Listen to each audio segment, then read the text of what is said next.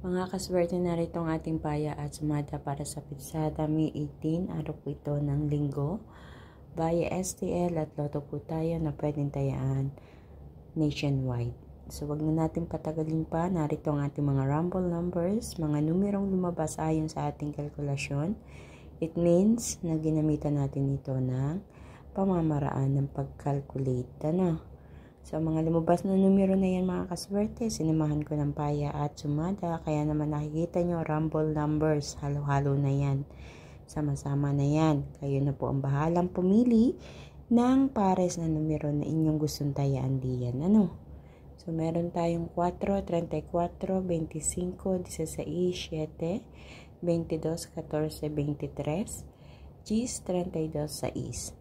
At sa ating butas or ipit na numero, optional po iyan mga kaswerte. Ibig sabihin, nasa inyo kung gusto nyong pumili diyan or kumuha ng numero. Nilalagay ko yan, butas or ipit na numero, dahil kung alin yung butas or ipit na numero, iyon ang lumalabas diyan sa rumble numbers.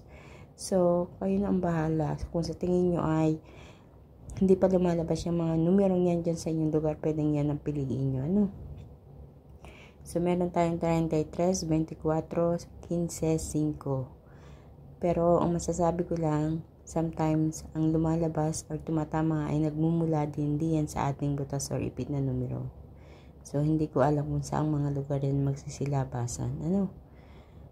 And para sa ating lucky pompiang, 7, 7 at 14, 14. At sa ating lucky tips pares, ang 15, 24. Nandyan din ang 10-22, 6-33, at 4-34. So mga kaswerte, ilan lang yan sa mga numero na inyong mapagpipilian ngayong araw po ng linggo. Kung ito ay napanood mo ng Sabado, pwede naman kumuha ka na ng numero dyan at tumaya.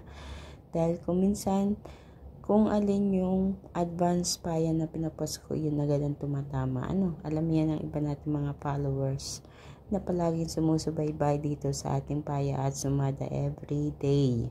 So mga kaswerte, please don't forget to like my video. Pakishare din po ng aking video na ito para mapanood ng iba natin mga kaswerte mahilig tumaya sa STL at Lotto. Baka sakaling sila na ang susunod na winner. Ayan. Sa mga nakatama na, congratulations po sa inyong lahat. Sa mga nag-PPM sa akin, para i-update lang na nakatama sila. Thank you so much. Naway patuloy pa ang pagtama.